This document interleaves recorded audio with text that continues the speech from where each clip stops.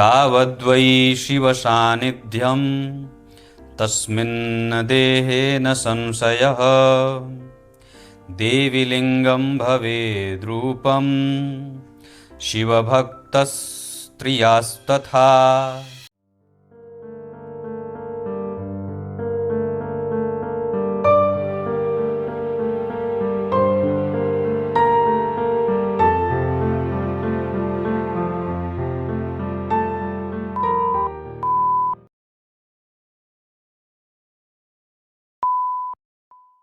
प्रिय दर्शकों नमस्कार, एक बार फिर से उपस्थित हूँ आप सबके सामने। आज शनिवार के कार्यक्रम में नक्षत्र की सीरीज मैं जल्दी ही लाऊंगा, आगे बढ़ाऊंगा, पर आज आप लोगों का ध्यान चलित चक्र पे लेके आने वाला हूँ।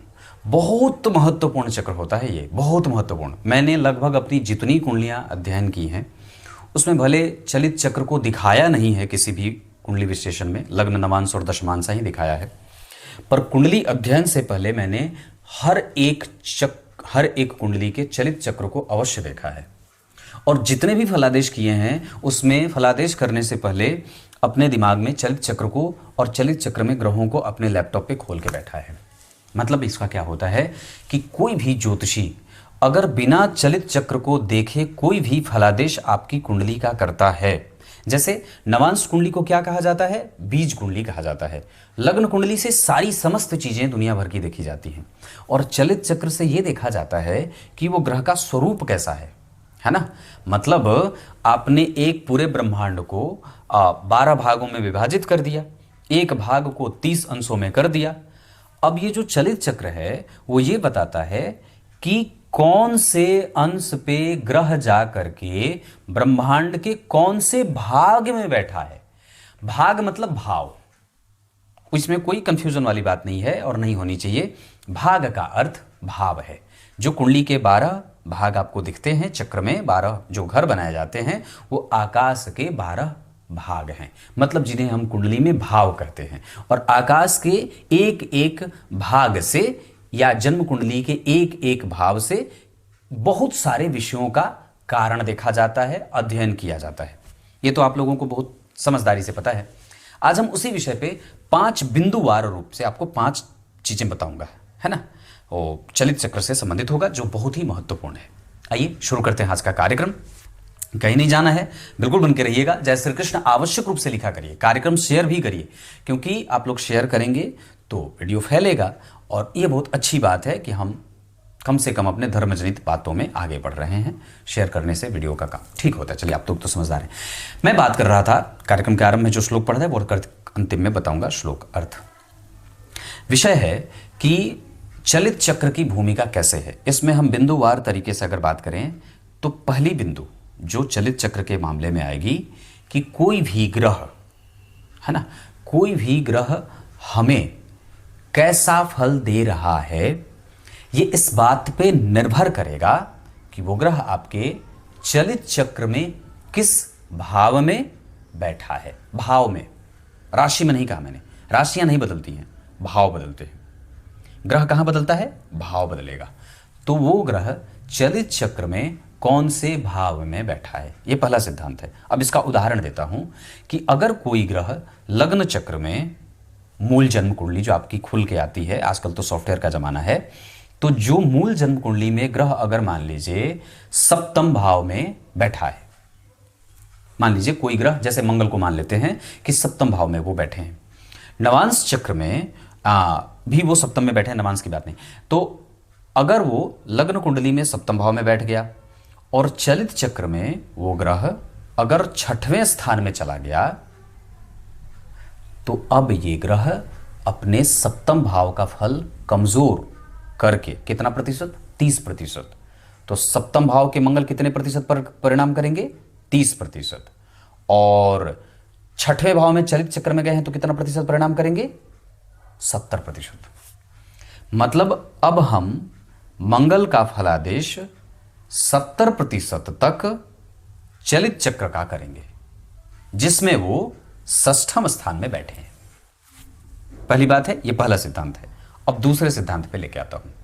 दूसरा सिद्धांत क्या कहता है कि कोई भी ग्रह अगर अंश में कोई भी ग्रह अगर अंश में ऐसे अंश पे बैठा है 25, 26, 27, 28, 29, 30, ठीक है, 0, 1, 2, 3, 4, 5, मतलब 0 से लेकर 5 तक और 25 से लेकर के 30 तक अगर ये इतने अंशों में बैठा है तो ये बहुत ज्यादा चांस हो जाएगा कि वो ग्रह अपना भाव बदलेगा। परंतु ये सिद्धांत इतना ही नहीं है, परंतु मैंने क्या बात कही, 0 से लेकर के 5 अंश तक अगर कोई ग्रह आपकी कुंडली में किसी भाव में बैठा है और कोई ग्रह अगर 25 अंश से लेकर के 30 अंशों के बीच में बैठा है तो इसके बहुत चांस बनेंगे कि वो ग्रह चलित चक्र में अपना भाव बदलेगा, है ना, एक घर आगे जाएगा, ठीक है। लेकिन अगर अब इसमें एक गणित की बात होगी जिसको समझना थोड़ा होगा कि अगर आपकी कुंडली के लग्न का मान जितना भी है, ये सिद्धांत है, ये कोई व्यक्ति नहीं है, किसी व्यक्ति का सिद्धांत नहीं है, ये ग्रंथ की बात है कि लग्न कुंडली में लग्न का मान जो ग्रह लग्न में जितने अंश, जैसे लग्न में अगर मान लीजिए आपका लग्न 5 अंश का बैठा है ना, 5 अंश का अगर लग्न बैठा है तो आपको उसमें 15 जोड़ देना है, ठीक है। आपने उस 5 अंश में 15 जोड़ दिया तो कितना हो गया, 20 अंश हो गया, है ना। मैं एक्यूरेसी पे अगर बात करता हूं तो 5 अंश 32 कला पे कोई ग्रह बैठा, आपको उसमें 15 अंश जोड़ देना है, तो जोड़ के कितना मिला, 20 अंश 32 कला। अब जो ग्रह 20 अंश 32 कला से ऊपर है, 21 है, 22 है, 23 है, 24 है, 25 है, 26 है, 27 है, 28 है, ऐसे वो ग्रह अब अपना भाव बदलेगा। समझ में आ गई। अब बात करते हैं कि ये तो मैंने 5 अंश में 15 जोड़ दिया, लेकिन अगर मान लीजिए लग्न का मान 28 अंश का है तो क्या करेंगे, तब उसमें 15 जोड़ेंगे, तब उसमें 15 जोड़ेंगे नहीं, उसमें से 15 घटा देंगे, क्योंकि 30 एक भाव जो होता है कुंडली का, जो 12 भाव है उसमें एक भाव का जो पूरा डिग्री है कितना है, 30 अंश है। तो हम उसका मध्य निकालने के लिए हम लग्न के मान में 15 अंश या तो जोड़ते हैं या तो 15 अंश घटाते हैं। तो घटाएंगे कब, जब लग्न में से 15 घटने लायक होगा, और जोड़ेंगे कब, जब उसमें 15 जोड़ने लायक होगा। तो 5 अंश का लग्न बना था तो उसमें 15 हम जोड़ सकते थे, क्योंकि अगर 15 जोड़ेंगे तो वो 30 के अंदर ही रहेगा। और अगर हम 28 अंश का लग्न अगर किसी व्यक्ति का बना है, अगर उसमें हम 15 जोड़ेंगे तो 28 30 से वो ज्यादा हो जाएगा, और लग्न का मान चूंकि 30 ही है, 30 अंशों तक ही एक राशि, एक भाव जो बनता है, तो इस वजह से वहां से 15 घटा दिया जाता है। तो ग्रह कब भाव बदलेगा ये कैसे पता चलेगा, कि आपने लग्न के मान में 15 जोड़ दिया या 15 घटा दिया, जितना प्राप्त हुआ, 5 में 15 जोड़ा 20 प्राप्त हुआ, 28 में से 15 घटा दिया 13 प्राप्त हुआ, तो जितना वो प्राप्त हुआ ना 13, अब उसी 13 से या उसी 15 से आगे या उसी 20 से आगे जितने अंशों पे ग्रह जो रहेंगे वो ग्रह अब अपने से अगले भाव में जाएंगे, या वो ग्रह भाव बदलेगा और वो ग्रह चलित चक्र में आपको बदला हुआ सा दिखाई देगा। ये दूसरा सिद्धांत है, इसको मैं जल्दी ही एक कार्यक्रम में बनाऊंगा और ये चक्र आपको समझाऊंगा। मैं तो ये भी सोच रहा हूं कि आप लोगों के समझदारी के लिए लग्न, नमांश और दशमांशा चक्र जो मैं कुंडली विश्लेषण में शामिल करता हूं, उसमें लग्न, नमांशा और दशमांशा के जगह पे चलित चक्र ही दिखाया जाए। इससे बहुत सारी चीजें स्पष्ट हो जाती हैं कि ग्रह कहां का फल कर रहा है। यह दूसरा सिद्धांत था जो थोड़ा गणितीय है, जिसमें आपको 15 जोड़ना और 15 घटाने वाला याद रखना चाहिए, है ना। तीसरे सिद्धांत पे लेके आता हूं।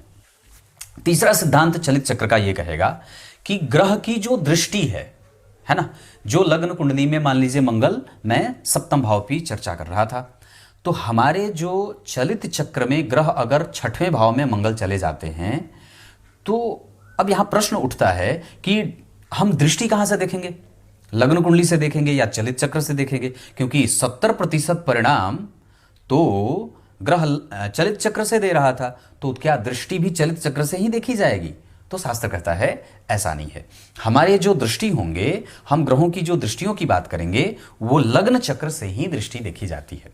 तो तीसरा सिद्धांत क्या कहेगा कि जिस ग्रह को जो भी दृष्टि प्राप्त है वो लग्न चक्र से ही उसकी दृष्टि देखी जाएगी। मतलब लग्न में अगर मंगल सप्तम भाव में बैठेंगे तो उनकी चौथी दृष्टि दशम स्थान पे, सातवीं दृष्टि लग्न पे और आठवीं दृष्टि द्वितीय भाव पे। यहां चलित चक्र के आधार पर दृष्टियां नहीं देखी जाती हैं। क्लियर है? ये तीसरा सिद्धांत था। अब चौथे सिद्धांत से आपका परिचय कराता हूं। चलित चक्र का चौथा सिद्धांत जो बड़ा महत्वपूर्ण है कि हम कई बार ये बात भूल जाते हैं कि लग्न का मान कितना महत्वपूर्ण है। आपको बहुत सावधानी से, मैंने प्रत्येक कुंडली भी एक विश्लेषण में लग्न का मान बताया है कि प्रत्येक कुंडली के विश्लेषण के समय आपको उस लग्न के ऊपर आपका ध्यान ले जाना चाहिए। आपके लग्न के मान से लग्न वृद्धावस्था का है, बाल्यावस्था का है, तरुण अवस्था का है, युवावस्था का है, किशोर है, कैसा है। तो अगर ग्रह जो लग्न कुंडली में जो ग्रह बैठा है उसकी बात ना करके हम लग्न कितने अंश का बना है, अगर उस लग्न के अंश को देख लेते हैं तो अब ये बात बहुत समझदारी से समझ में आ जाएगी कि ग्रह कितना, लग्न जो है वो कैसा बन रहा है, लग्न की प्रवृत्ति कैसी बन रही है। अगर लग्न 0 से 5 अंश का है या 25 से 30 अंश का है तो ये बहुत बार ऐसी स्थिति बनेगी जैसे पूर्व में मैंने कही थी बात कि ग्रह बदलेंगे, है ना, ग्रह जो हैं वो बदलेंगे। लेकिन अगर लग्न का मान 15 अंश का है, 16 अंश का है, 17 अंश का है, 18, 19, 20, 21, 22, 25 तक भी अगर है तो ये बहुत ही कम गुंजाइश होती है कि ग्रह बाकी जो आपकी कुंडली के केंद्र में बैठे हैं वो बदलेंगे। वो बदलेंगे नहीं, बहुत कम बार ऐसा होगा कि बदलेंगे। क्यों ऐसा नहीं होगा? क्योंकि लग्न अवस्थागत बलवान है। बदलाव किस में होता है? बच्चे में होती है। बदलाव किस में होता है? बूढ़ों में होती है। युवावस्था बदलते वाली नहीं है, वो बहुत स्थिर है ना। तो यहां जो लग्न का मान है ये इस बात पे आपका ध्यान लेके जाता है कि कोई भी ग्रह चलित चक्र में कब बदलेगा? जब लग्न धूल मूल हो, चौथे चरण का हो या वृद्धावस्था का हो, मृतप्राय लग्न हो। मैंने ये कुंडली विश्लेषण में लगभग बार बात कही है कि लग्न जो है वो इस नक्षत्र में इस अंश पे बैठा है और यहां के नक्षत्र के चरण ये हैं, तो इस वजह से वहां पे लग्न का मान तरुण अवस्था का है या वृद्धावस्था का है।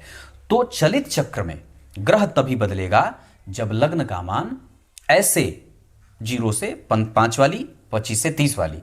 लेकिन कब नहीं बदलेगा? जब लग्न का मान 15 अंश के करीब, 20 अंश, 25 अंश के बीच में हो, क्योंकि लग्न वहां पे प्रबुद्ध लग्न कहते हैं। और लग्न प्रबुद्ध होगा तो वो ग्रहों को बदलने नहीं देगा, क्योंकि उसकी जो कमांड है वो बहुत मजबूत है ग्रहों पे, और वो कहेगा कि नहीं, तुम्हें बदलना नहीं है, तुम्हें जातक को पूर्णतया फल देना है।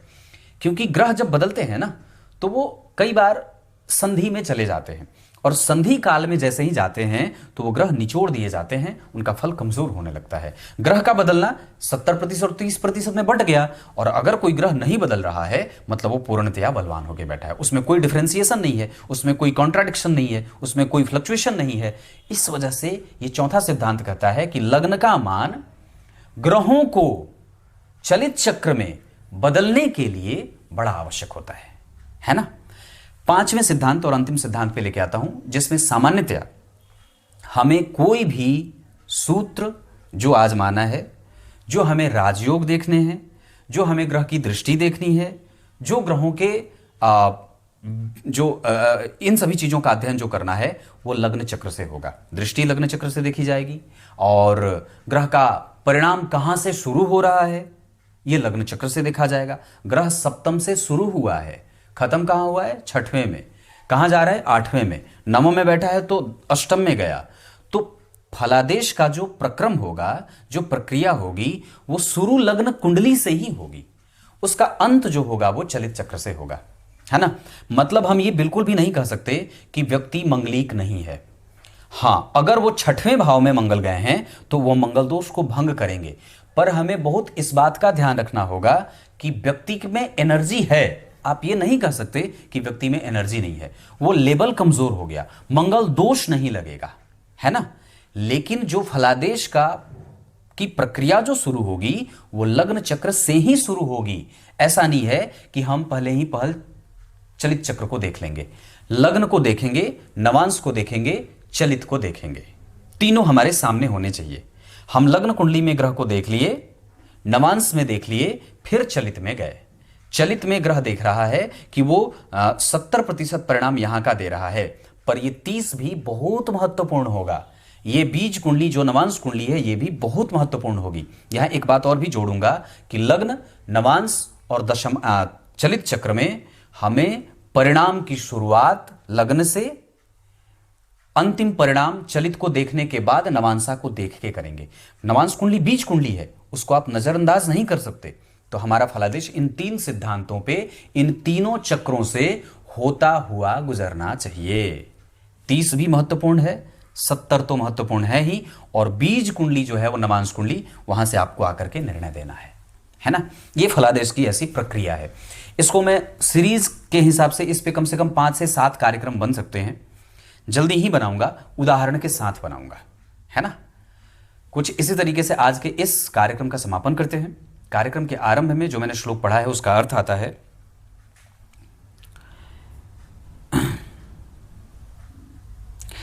कि जो व्यक्ति जितना ही शिव जी के मंत्रों का जप करता है वो उतना ही शिव के समीप होता है ना। जो व्यक्ति शिव जी का अधिक संख्या में मंत्र जप लिया है वो उतने ही शिव के करीब होता है। इसमें कोई संशय वाली बात नहीं है। कुछ इसी तरीके से आज के इस कार्यक्रम का समापन करते हैं। तब तक के लिए बहुत बहुत नमस्कार।